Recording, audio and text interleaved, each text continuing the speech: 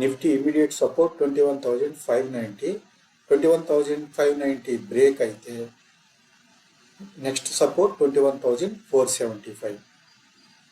Immediate resistance 21,675, 675 break అయితే next resistance 21,780.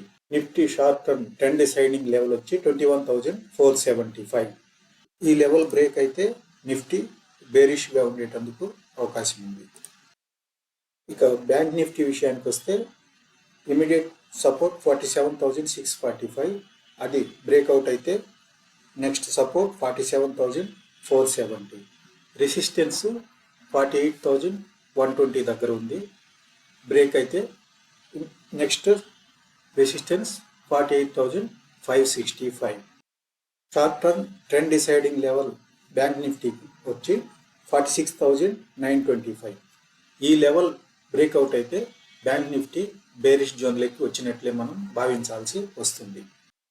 ఇక technicals విషయానికి వస్తే నిఫ్టీ డైలీ టైం ఫ్రేమ్లో పాజిటివ్గా ఉంది, అవర్లీ టైం ఫ్రేమ్లో నెగిటివ్గా ఉంది, 15 మినిట్స్ టైం ఫ్రేమ్లో నెగిటివ్గా ఉంది, 5 మినిట్స్ టైం ఫ్రేమ్లో నెగిటివ్గా ఉంది.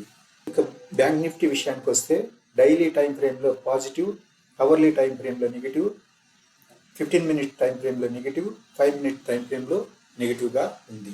ఈరోజు మన మార్కెట్లో నెగిటివ్గా ఓపెన్ అయ్యి నెగిటివ్ జోన్లోనే ఉండేటందుకు అవకాశం ఎక్కువగా ఉంది.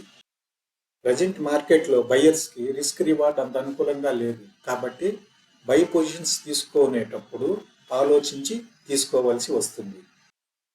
ఫైనల్ కంక్లూజన్, ఈరోజు మార్కెట్స్ నెగిటివ్గా ఓపెన్ అయ్యి నెగిటివ్ జోన్లోనే ఉండేటందుకు ఎక్కువ అవకాశం ఉంది కాబట్టి మీరు బై పొజిషన్స్ తీసుకునేటప్పుడు కేర్ఫుల్గా తీసుకోవాల్సి వస్తుంది.